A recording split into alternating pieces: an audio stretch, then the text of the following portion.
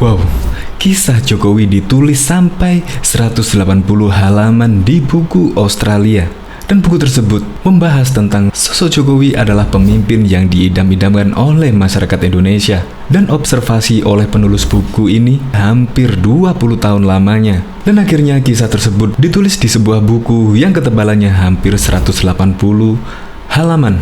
Dan Jokowi sudah sering masuk di majalah internasional. Dan sosok Jokowi adalah sosok yang sangat fenomenal, yaitu memulai karir politiknya dari nol, yaitu mulai dari wali kota Solo hingga gubernur dan sekarang menjabat sebagai presiden kedua periode. Dan di buku tersebut juga ditulis Jokowi adalah sosok pemimpin yang mendengarkan keluh kesah rakyatnya dan berusaha mewujudkan sehingga Jokowi bisa menjabat di kedua periode. Dan rata-rata masyarakat Indonesia memilih Jokowi sebagai presiden yang paling mendengarkan suara rakyat. Untuk lebih lengkapnya, simak berita berikut ini. Good News Indonesia.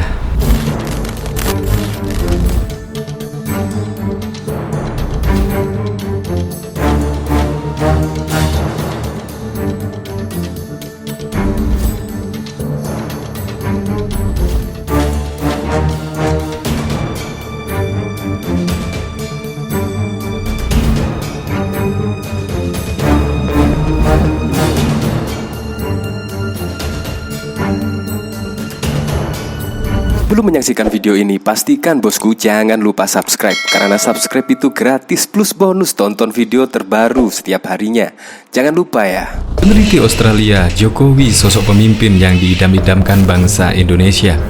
Peneliti dari Australia, Ben Bland, berbicara tentang sosok Presiden Jokowi dalam sebuah buku terbarunya berjudul Man of Contradiction, Joko Widodo of the Struggle to Remake Indonesia.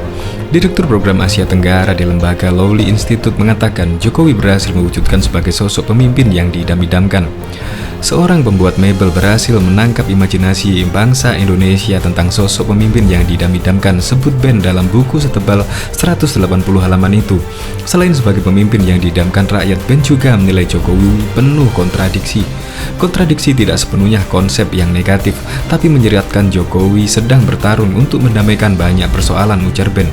Ben menjabarkan bagaimana Jokowi mengejar mimpi-mimpi ekonomi, memposisikan dirinya di tengah pergaulatan demokrasi dan otoritarianisme serta di panggung internasional. Ia mengatakan Jokowi telah mencapai sejumlah pencapaian, kebanyakan di bidang infrastruktur dan kebijakan lain yang berfokus pada ekonomi. Ben mengakui jika sosok Jokowi adalah pemimpin yang populer, kembali terpilih dengan suara mayoritas yang naik serta memiliki banyak modal politik. Strategi politik Jokowi sangat sederhana, yaitu mendengarkan apa yang dikehendaki rakyat dan mencoba mewujudkannya. Seperti yang terlihat efektif saat ia menjadi wali kota Solo.